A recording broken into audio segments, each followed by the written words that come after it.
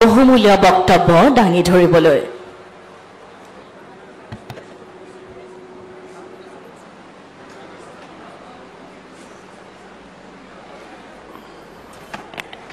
সকলোৰে খবৰ ভাল পিছৰ ফালে ভাল নে বেয়া সকলোৰে ভাল সকলোকে বহাগ বিহুৰ বহুত বহুত শুভেচ্ছা জনাইছো আজিৰ সভাত আমাৰ মাজত উপস্থিত অসম চৰকাৰৰ সন্মানীয় বিত্তমন্ত্ৰী অজন্তা নেওগ ডাঙৰীয়ানী অসম চৰকাৰৰ পৰিবহন বিভাগৰ সন্মানীয় মন্ত্ৰী যোগেন মহান ডাঙৰীয়া যোৰহাট সমষ্টিৰ সন্মানীয় বিধায়ক হিতেন্দ্ৰনাথ গোস্বামী ডাঙৰীয়া মৰিয়নি সমষ্টিৰ সন্মানীয় বিধায়ক ৰূপজ্যোতি কুৰ্মী ডাঙৰীয়া দেৰগাঁও সমষ্টিৰ সন্মানীয় বিধায়ক ভৱেন্দ্ৰনাথ ভৰালী ডাঙৰীয়া তিতাবৰ সমষ্টিৰ সন্মানীয় বিধায়ক ভাস্কৰজ্যোতি বৰুৱা ডাঙৰীয়া অসম ৰাজ্যিক পৰিবহন নিগমৰ অধ্যক্ষ পল্লৱলোচন দাস ডাঙৰীয়া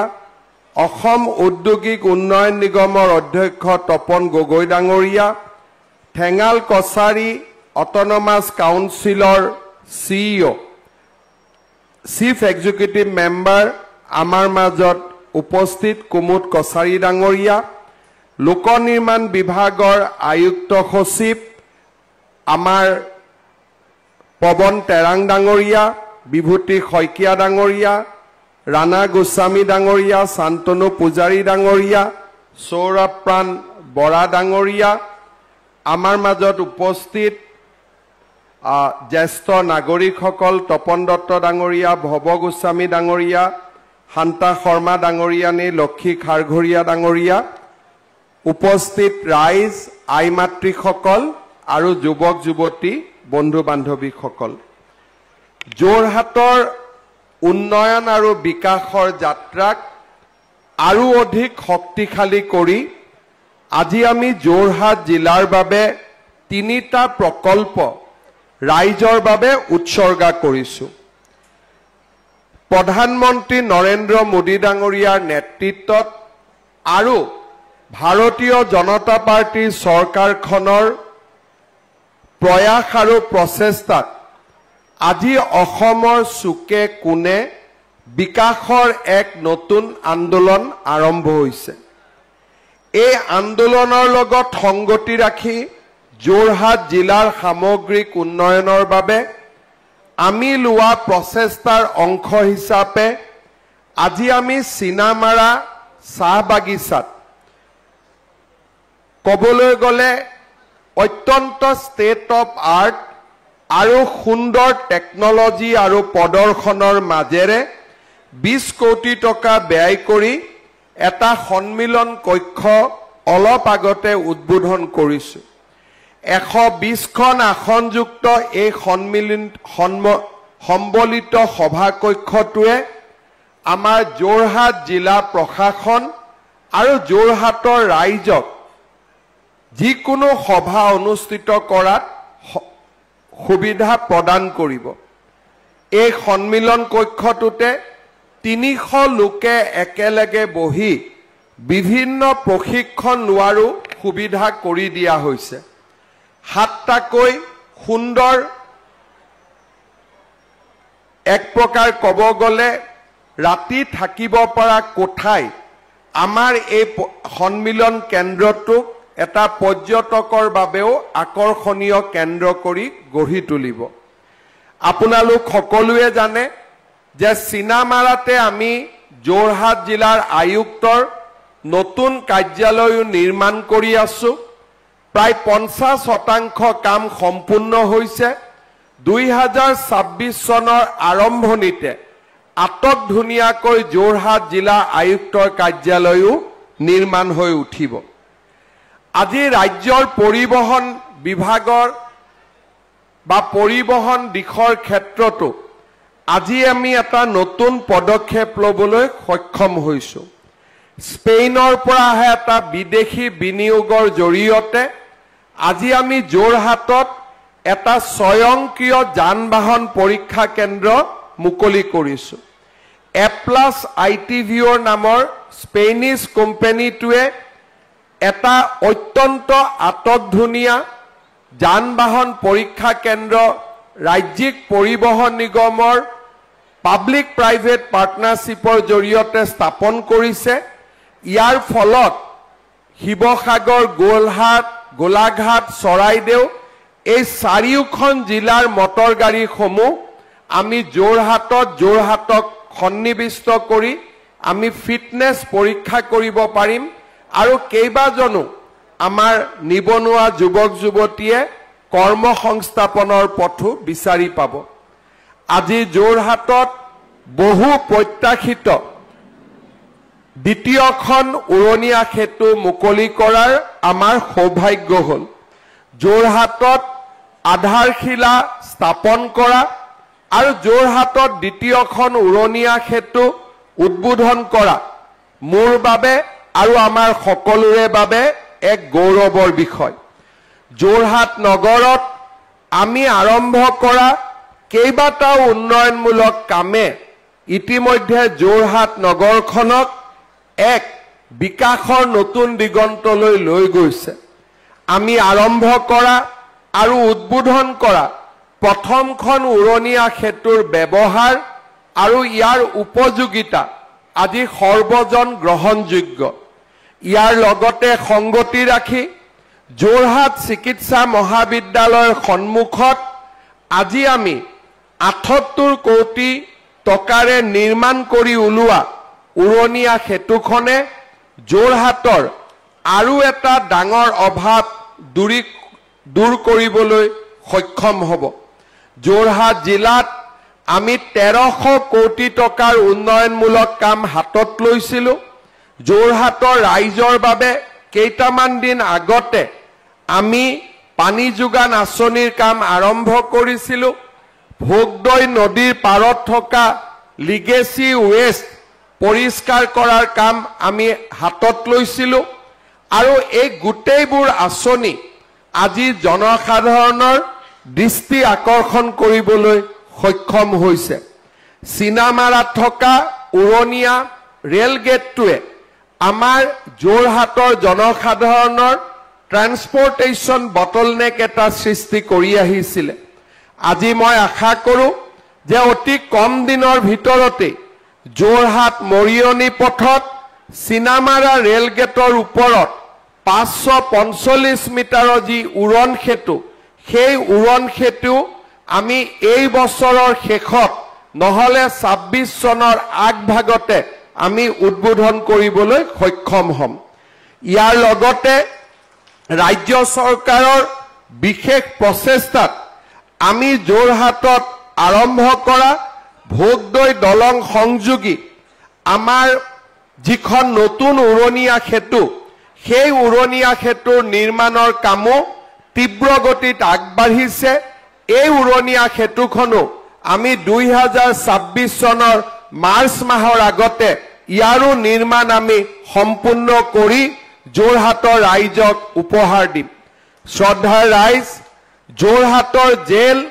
অকল যোৰহাটৰ বাবে নহয়, অসমৰ স্বাধীনতা সংগ্ৰামৰ এক স্বৰ্ণীল ইতিহাস এই যোৰহাট জেলত সন্নিৱিষ্ট হৈ আছে। অসমৰ স্বাধীনতা আন্দোলনৰ কেইবাজানো মহিৰুহে যোৰহাট জেলতে যোৰহাট কাৰাগাৰতে তেওঁলোকক ব্ৰিটিছে নিক্ষেপ কৰিছিল আৰু এই কাৰাগাৰৰ পৰাই তেওঁলোকে এখন স্বাধীন ভাৰত, বিকশিত অসমৰ সপোন দেখিছিল। শ্বহীদ কুশল কোঁৱৰে দেশ মাতৃৰ বাবে হাঁহি মুখে এই কাৰাগাৰতেই নিজৰ জীৱন জাতি আৰু জননীৰ বাবে আত্ম উৎসৰ্গা কৰিছিল। এই জেলৰ এক বিশেষ গুৰুত্ব আৰু এই জেলৰ লগত জড়িত আটাইবোৰ ঐতিহাসিক কাহিনীক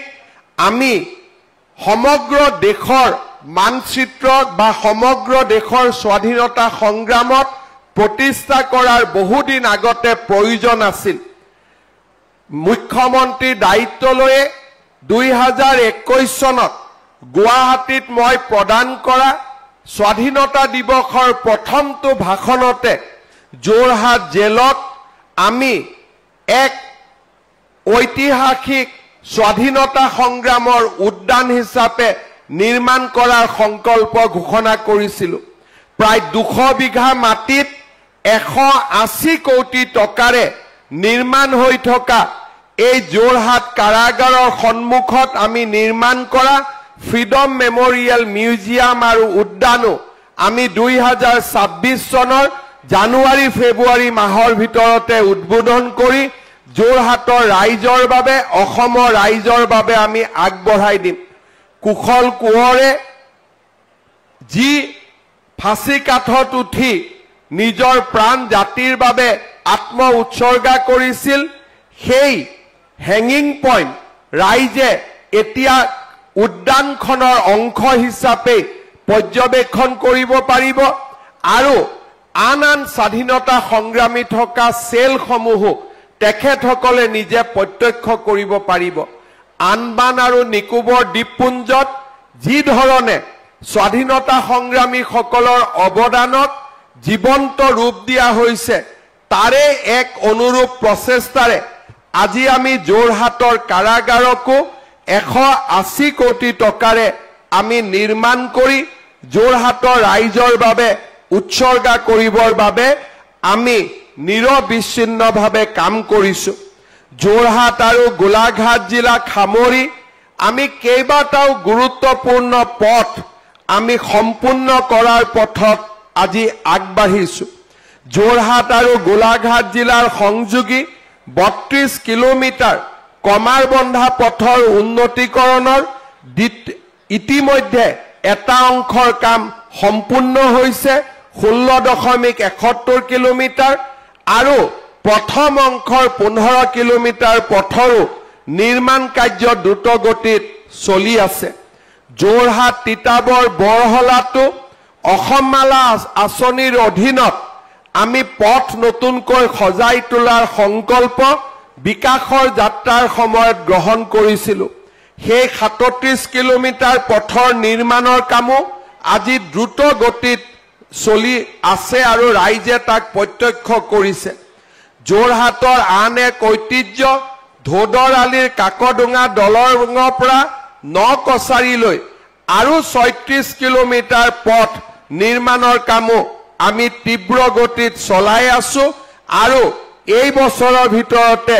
আমি ইয়াকো সম্পূৰ্ণ কৰিবলৈ সন্মুখীন হ'ম। যোৰহাটৰ ঐতিহাসিক ক্লাব ৰোডকো আমি অনন্য ধৰণে সুন্দৰ ধৰণে নিৰ্মাণ কৰি আন এক নতুন কীৰ্তি যোৰহাটৰ বাবে আমি নিৰ্মাণ কৰাৰ বাবে আমি প্ৰচেষ্টা কৰি আহিছো। যোৰহাট জিলাৰ ভোগদৈ নদীৰ ওপৰৰ এজাবনী ঘাটত 67.52 মিটাৰ দৈৰ্ঘ্যৰ পকী দলঙৰ কামো আজি তীব্ৰ গতিত চলি আছে। বৰভেটি পথৰ পৰা আৰম্ভ কৰি যোৰহাট মৰিয়নি তিতাবৰ টিয়কৰ সৰু ডাঙৰ বহুকেইটা ৰাস্তা নিৰ্মাণ কৰি আজি আমি জিলাখনক এক নতুন দিগন্তলৈ লৈ গৈছো। লাচিত বৰফুকনৰ সুবিশাল প্ৰতিমূৰ্তি আৰু যোৰহাটৰ ঐতিহাসিক কাৰাগাৰৰ ৰূপান্তৰে যোৰহাটক ভাৰত আৰু ৰাজ্যৰ বিকাশৰ বুৰঞ্জীক এক নতুন ধৰণে স্থান ক্ষুদিত কৰিবলৈ সক্ষম হ'ব। শ্ৰদ্ধাৰ ৰাইজ, আজি আমাৰ ৰাজ্যখনত চাৰিওফালে এক উন্নয়নৰ যাত্ৰা আৰম্ভ হৈছে। গুৱাহাটী মহানগৰীত যদি উৰণীয়া সেতু নিৰ্মাণ হৈছে, সমান্তৰালভাৱে যোৰহাট ডিব্ৰুগড় তেজপুৰ শিলচৰতো আজি উন্নয়নৰ যাত্ৰা আৰম্ভ হৈছে। বৰাক নদীৰ ওপৰত 6খন যদি দলঙৰ নিৰ্মাণৰ কাম হাতত লোৱা হৈছে, ব্ৰহ্মপুত্ৰ নদীৰ ওপৰতো প্ৰত্যেকখন জিলাক সংযোগ কৰি উত্তৰ আৰু দক্ষিণৰ মাজত সংযোগ স্থাপন কৰিবলৈ আমি প্ৰচেষ্টা হাতত লৈছো। নুমলীগড় আৰু গহপুৰৰ মাজত টানেল, কাজিৰঙাৰ ওপৰত 32 কিলোমিটাৰৰ উৰণীয়া সেতু আৰু প্ৰত্যেকখন জিলাত বিশ্ববিদ্যালয় স্থাপন কৰাৰ দৰে মহতো মহিয়ান প্ৰচেষ্টাই আজি আমাৰ ৰাজ্যখনক দেশৰ ভিতৰতে এখন সৰ্বোচ্চ আৰু উচ্চ শিখৰৰ ৰাজ্যলৈ ৰূপান্তৰ কৰিছে বিশ্ববিদ্যালয় নিৰ্মাণৰ প্ৰচেষ্টা লৈছিলো এপ্ৰিল মাহৰ ভিতৰতে যোৰহাট জেবি কলেজৰ বিশ্ববিদ্যালয় নহয় নতুন উপাচাৰ্যয়ো কামত যোগদান কৰি যোৰহাটৰ জেবি মহাবিদ্যালয়ক বিশ্ববিদ্যালয় পৰ্যায়লৈ আগুৱাই লৈ যাব যোৰহাট মহিলা বিশ্ববিদ্যালয়ক শক্তিশালী ৰূপত আন্তৰ্গাঁথনি নিৰ্মাণ আৰু ৰাজ্যৰ চাৰিওফালে উচ্চ আৰু উচ্চতৰ মাধ্যমিক বিদ্যালয়সমূহক 8 কোটি টকাকৈ আগবঢ়াই ডন বস্কো সেন্ট মেৰিজৰ সমকক্ষলৈ লৈ যোৱাৰ প্ৰয়াসে আজি আমাৰ ৰাজ্যৰ জনসাধাৰণৰ দৃষ্টি আকৰ্ষণ কৰিবলৈ সক্ষম হৈছে এক আন্দোলন বিবৰ্জিত পৰিৱেশত আৰু কৰ্ম সংস্কৃতিৰ এক নতুন ধাৰা সৃষ্টি কৰি আজি অসমে বহু দিনৰ মূৰত নিজৰ ভৰিত নিজে থিয় দি আগবাঢ়ি যাবলৈ প্ৰচেষ্টা কৰিছে এডভান্টেজ অসমৰ দৰে শীৰ্ষ বিনিয়োগ সন্মিলনলৈ ভাৰতবৰ্ষ আৰু বিশ্বৰ বৰেণ্য উদ্যোগপতিসকল আগবাঢ়ি আহিছে আৰু অসমত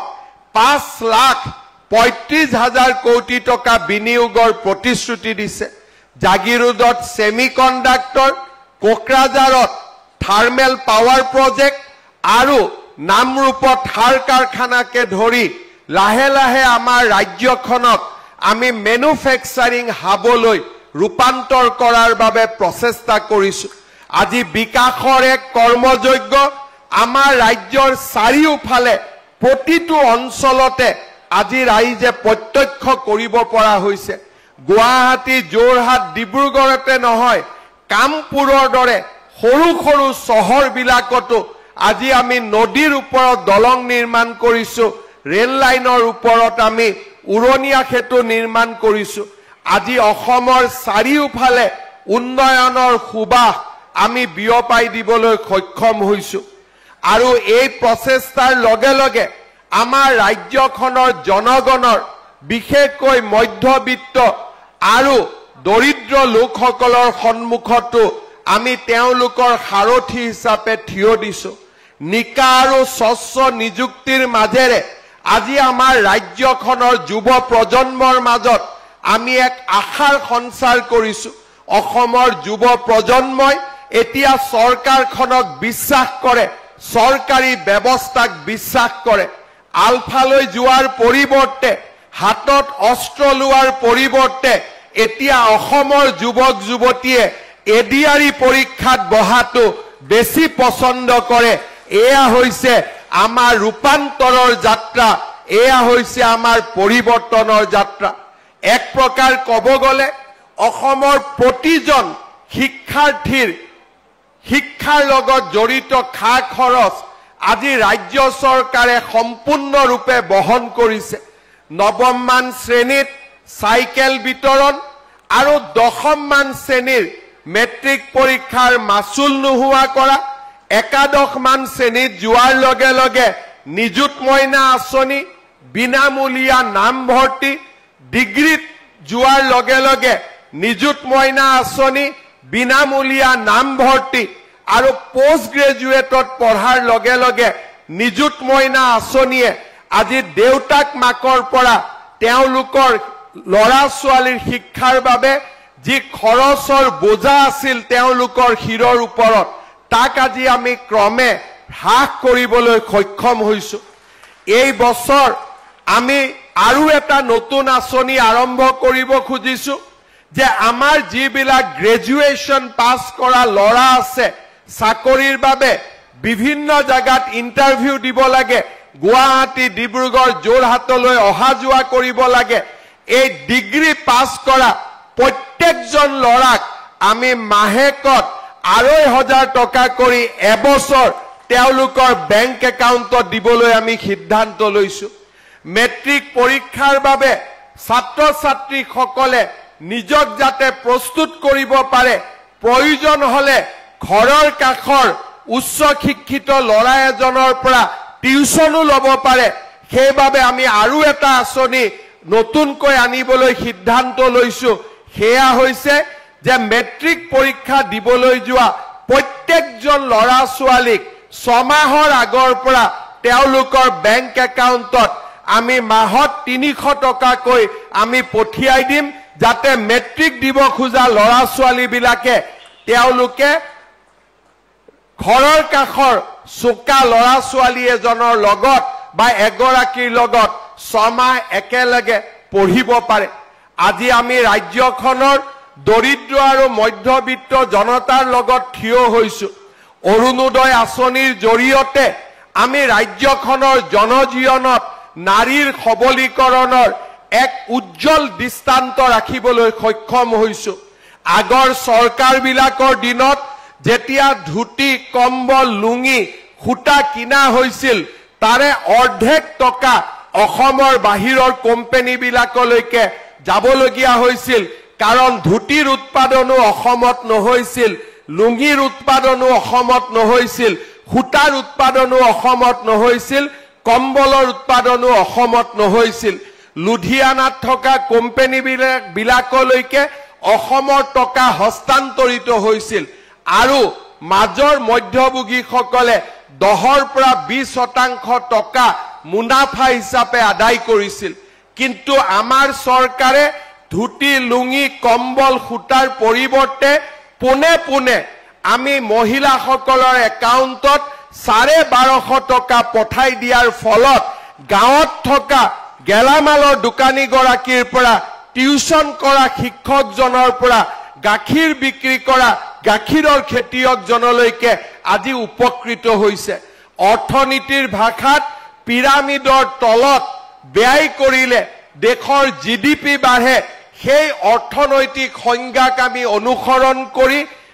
আমি বাহিৰৰ পৰা বস্তু কিনাৰ পৰিৱৰ্তে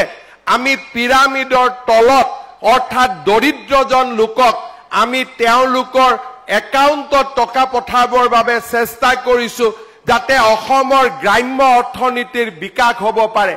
আৰু তাৰ ফলাফল হিচাপে এই বছৰ আমাৰ ৰাজ্যখনৰ ঘৰুৱা উৎপাদনে 7,45,000 কোটি টকাত প্ৰৱেশ কৰিব ভাৰতৰ ভিতৰতে অসম এক শক্তিশালী অৰ্থনীতিলৈ পৰিৱৰ্তন হ'ব আমি এই অৰুণোদয় আঁচনি দিব যাওঁতে 18 লাখ মহিলা দি আৰম্ভ কৰিছিলো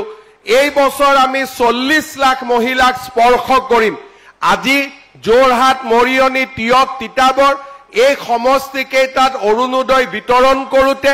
কিছু এতিয়াও পাবলগীয়া ব্যক্তি থাকি গৈছে মই আৰু 3,000 অৰুণোদয় হিতাধিকাৰী নিৰ্বাচন কৰিবলৈও আমাৰ বিধায়কসকলক অনুৰোধ কৰিম যাতে কোনো দুখীয়া লোকে অৰুণোদয়ৰ পৰা বঞ্চিত হ'ব নালাগে আমাৰ প্ৰধানমন্ত্ৰী ডাঙৰীয়াই আপোনালোকৰ হাতত এখন ৰেচন কাৰ্ড দিছিলে চাউলেদি আমি আৰম্ভ কৰিছিলো এতিয়া ৰেচন কাৰ্ডখন থাকিলে আমি 5 লাখ টকালৈকে আমি আমাৰ চিকিৎসা বছৰত আমি বিনামূলীয়াকৈ কৰিব পাৰো অসমৰ ৰাইজে বিনামূলীয়াকৈ চিকিৎসা লোৱাৰ ফলত এই বছৰ কেন্দ্ৰ আৰু ৰাজ্য চৰকাৰে আমি হস্পিটালসমূহত 1000 কোটি টকাৰ বিল আদায় দিছো অৰ্থাৎ আজি জনগণৰ স্বাস্থ্য আৰু জনগণৰ শিক্ষা দুইটাৰ দায়িত্ব আজি ৰাজ্য চৰকাৰে গ্ৰহণ কৰিছে ধুতি কম্বল খুটা আৰু লুঙিৰ পৰিৱৰ্তে আমাৰ ৰাজ্যখনত অৰুণোদয় মুখ্যমন্ত্ৰীৰ উদ্যমিতা আঁচনি আত্মসহায়ক গোট কৃষক সন্মান নীতি ধান আৰু সৰিয়হ জনতাৰ পৰা কয় আৰু নিবনুৱা যুৱক যুৱতীক এটকাও খৰচ নকৰাকৈ চাকৰি দি আমি অসমক দেশৰ সৰ্বোচ্চ শিখৰৰ ৰাজ্যলৈ আজি আমি আগবঢ়াই লৈ গৈছো শ্ৰদ্ধাৰ ৰাইজ 2016 চনত আমি যদি এটা শুদ্ধ সিদ্ধান্ত নললোহেঁতেন আজিও আমি ধুতি কম্বল লুঙি আৰু খুটাৰ মাজত আমাৰ জীৱনৰ চাকনৈয়া ঘূৰি থাকিলেহেঁতেন কিন্তু 2016 চনত লোৱা আপোনালোকৰ শুদ্ধ সিদ্ধান্তই আজি কবাত উৰণীয়া সেতু বনাইছে, আজি কবাত মেডিকেল কলেজৰ নিৰ্মাণ কৰিছে। আজি অৰুণোদয়ৰ জৰিয়তে 40 লাখ পৰিয়াল উপকৃত হৈছে। টকা পইচা নিদিয়াকৈ 1.5 লাখতকৈও ল'ৰা ছোৱালীয়ে আজি চৰকাৰী চাকৰিৰ মুখ দেখিবলৈ সক্ষম হৈছে। এই পৰম্পৰাকে আগুৱাই লৈ গৈ এই বছৰৰ পৰাই আমি ৰেচন কাৰ্ডত চাউলৰ লগতে বজাৰতকৈ 30 টকা কম দামত দালি আৰু চেনি আৰু নিমখো দৰিদ্ৰ আৰু মধ্যবিত্ত ৰাইজক আমি যোগান ধৰিবলৈ সিদ্ধান্ত লৈছো। তাৰ মানে আজি হাতত ৰেচন কাৰ্ড এখন থাকিলে আমি চাউল পাম, আয়ুষ্মান ভাৰত, আয়ুষ্মান অসম পাম আৰু বজাৰতকৈ আমি সকলোৱে 30 টকা দামত দালি আৰু চেনি কমকৈ পাম, 20 টকা 10 টকা কমত আমি নিমখ পাম আৰু লাহে লাহে আমি এনেকৈ আগুৱাই গৈ থাকিম। মোৰ এটাই লক্ষ্য, সৰ্বসাধাৰণ মানুহে, দৰিদ্ৰ মানুহে স্বাস্থ্যৰ ক্ষেত্ৰত ব্যয় কৰিব নালাগে। ল'ৰা ছোৱালীৰ পঢ়াৰ দায়িত্ব মামাৰ মূৰৰ ওপৰত থাকিব আৰু দৰিদ্ৰ আৰু মধ্যবিত্ত পৰিয়ালে চৰকাৰী চাকৰি পাবৰ কাৰণে টকাও খৰচ কৰিব নালাগিব। আৰু যদি উন্নয়নৰ ফালে চাবলৈ যাওঁ, এডভান্টেজ অসম হওক, সেমিকণ্ডাক্টৰ হওক, ফাৰ্টিলাইজাৰ, নতুন ফাৰ্টিলাইজাৰ কোম্পানী হওক, অসমে এতিয়া আকাশ চুব। বাজেটত আমি ঘোষণা কৰিছিলো যে আমি অসমত বানপানীৰ আগলি বতৰা দিবলৈ, সীমান্তৰ পৰা অহা প্ৰব্ৰজন বন্ধ কৰিবলৈ আৰু কৃষিৰ আগতীয়া বাতৰি দিবলৈ অসমে এটা নিজৰ স্যাটেলাইটো প্ৰক্ষেপ কৰিব। আপোনালোকক জনাবলৈ পাই ভাল পাইছো, যোৱাকালি ইছৰোৰ প্ৰতিনিধি দল গুৱাহাটীত আহিছিল, ইছৰোৰ চেয়াৰমেন গুৱাহাটীলৈ আহিছিল আৰু তেওঁলোকে আমাক ৰাজ্য চৰকাৰক এই দিশত সহায় সহযোগিতা কৰাৰো প্ৰতিশ্ৰুতি দিছে। অৰ্থাৎ অসমে আকাশ চুব আৰু সেই সংকল্পৰে আজি আমাৰ জাতি ধাৱমান হৈছে আৰু সেই সংকল্প আমি সিদ্ধিলৈ ৰূপান্তৰ কৰিম। আজি অসমৰ চাৰিওফালে আন্দোলন বিবৰ্জিত পৰিৱেশ, ল'ৰা ছোৱালীৰ মাজত উৎসাহ আৰু উদ্দীপনা আৰু চাৰিওফালে উন্নয়নৰ বাতৰি। স্বাধীনতাৰ ৭৫ বছৰ পিছত প্ৰথমবাৰৰ বাবে অসমে এক অনুকূল পৰিৱেশ পাইছে। এই অনুকূল পৰিৱেশক সন্মুখত ৰাখি আমি আমাৰ ৰাজ্যখনক আগুৱাই লৈ যোৱাৰ সংকল্প আমি সকলোৱে গ্ৰহণ কৰিব লাগিব।